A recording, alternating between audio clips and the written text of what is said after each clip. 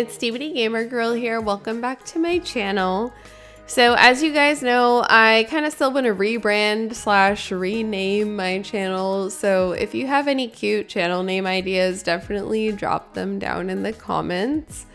But today's video idea actually came to me from a TikTok post that I made a while ago. I had made a post called What Your Baldur's Gate 3 Romance Says About You. So basically kind of my analysis of your personality and what kind of person you are based on the character that you chose to romance in Baldur's Gate. So I'm just going to talk about that a little bit today, just for fun. Don't take it too seriously. So let's start with Lae'zel. I had a really hard time liking Lae'zel in the beginning because she comes off so rude and harsh and unforgiving, and it takes quite a while to get past that exterior hard shell of hers to kind of the soft person she is underneath. So if you chose to romance Lae'zel, I feel like you're the kind of person who always looks for the best in people, even if they don't give you a reason to straight away. So first impressions are not everything to you. You are willing to give people, more than a chance beyond how they come off to you originally, and you won't write people off very easily. Because for Lae'zel, if you do write her off in the very beginning, or if you, just kill her straight away, or just get irritated with her straight away, you don't actually get a chance to get to know her. So you need to have patience and be looking for the good things of her character in order to really give her a chance. If you romance Lae'zel, I also think that you generally don't take things very personally, and you probably have at least a relatively thick skin, because in order to get to the heart of Lae'zel's romance, you kind of do have to take a lot of criticism from her. So I think if you were really thrown off by that, you wouldn't actually want to romance her. I also think that you are probably very dedicated to people or friends that you love and will do anything to support them, because Lae'zel is very insistent on you helping her with her quest, even though she's not really the nicest character.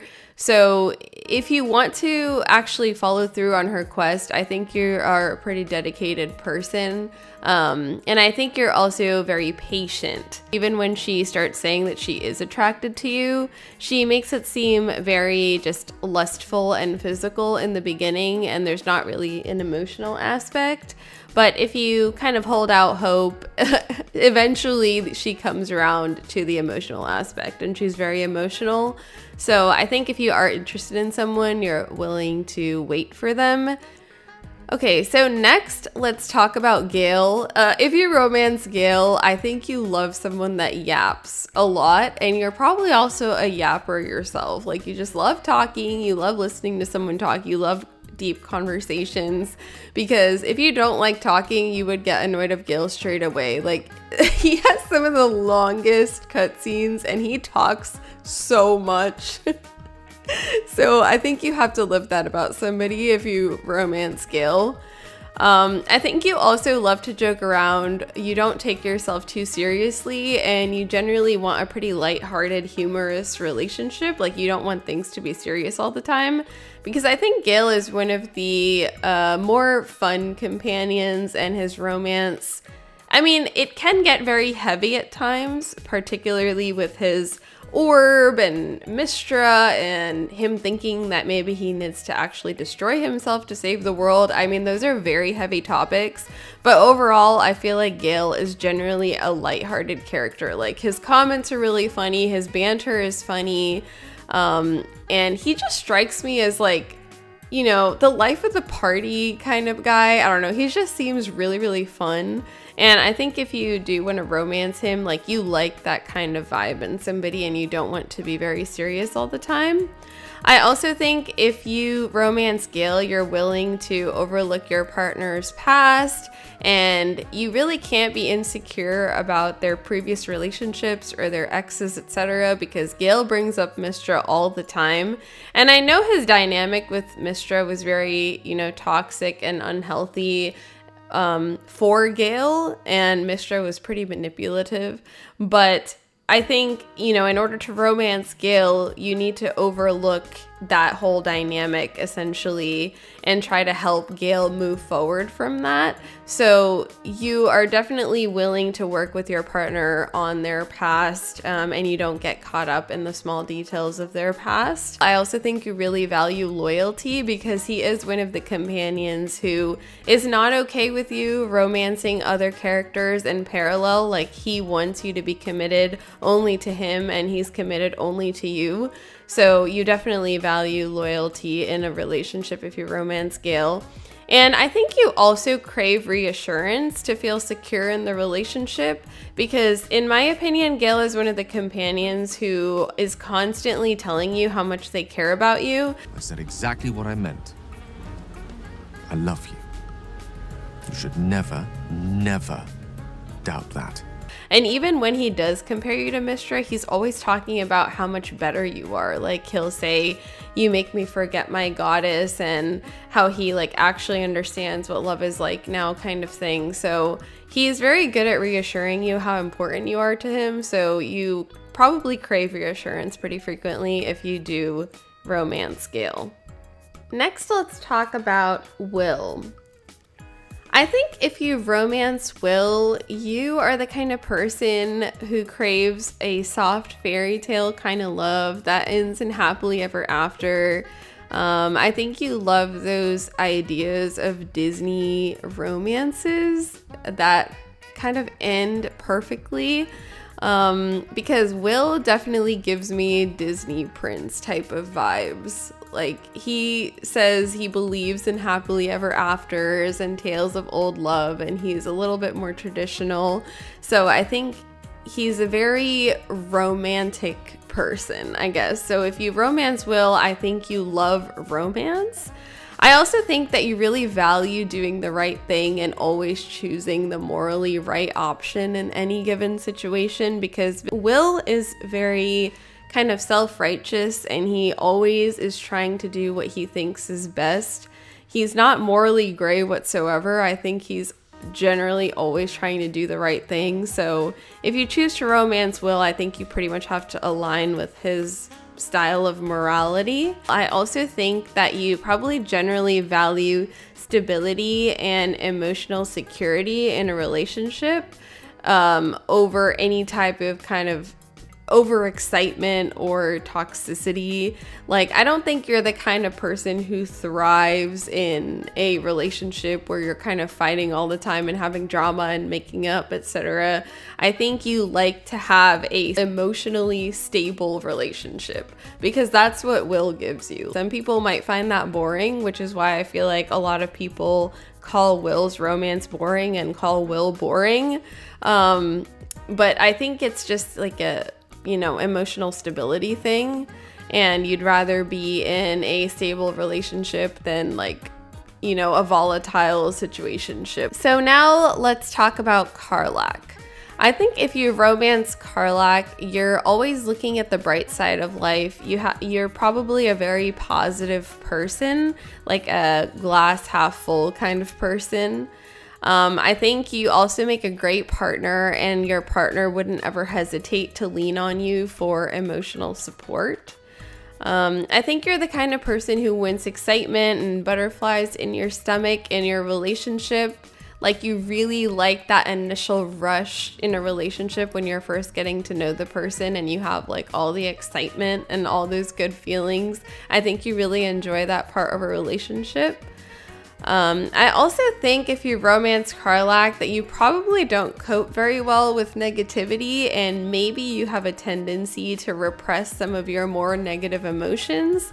So even though you are always exuding positivity, it doesn't mean that you don't have negative feelings. I think it just means you repress them a little bit more and try to focus on the positivity as much as possible.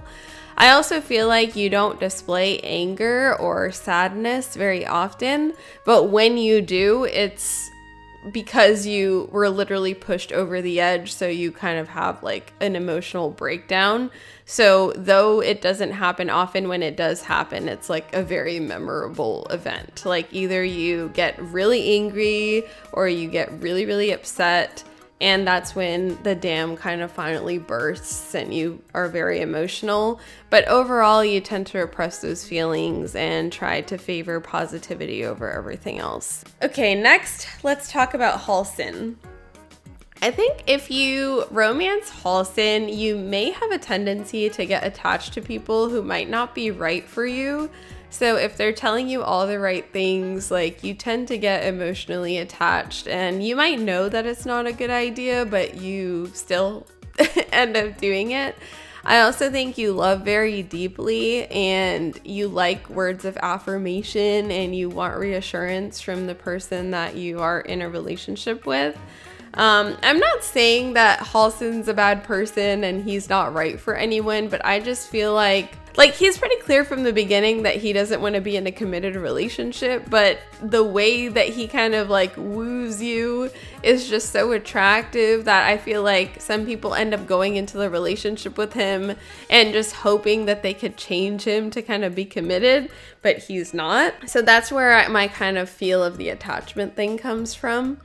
And I feel like if you romance Halsin, you want to feel respected and protected in your relationship, because Halsin just comes across as extremely respectful, and Halsin's general aura to me feels very protective. Like some of his new kissing animations, like where he kisses you on the forehead, and he's just so much bigger than you, and he just has his like bear hugs and stuff, like it just gives protective. So I think that if you romance Halsin, you like that kind of protective aspect as well.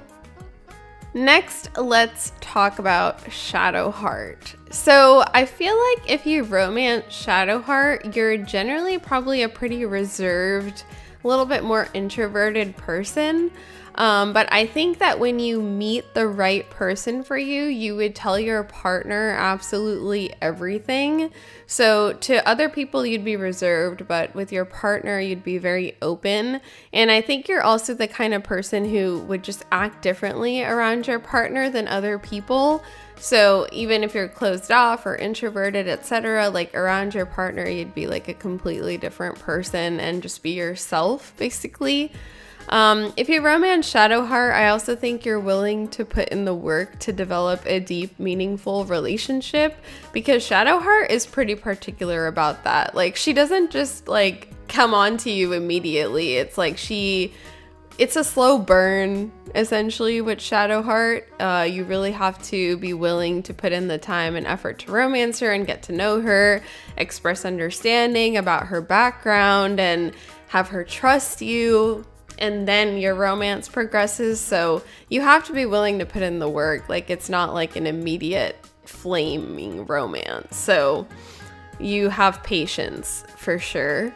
You also want to be a better person for your partner, and you also want to help your partner be a better person, because I feel like Shadowheart has a pretty distinct character arc throughout the game, and you can really help her kind of go from the dark side to the light side as the story progresses. So you have to have the empathy and patience for that as well.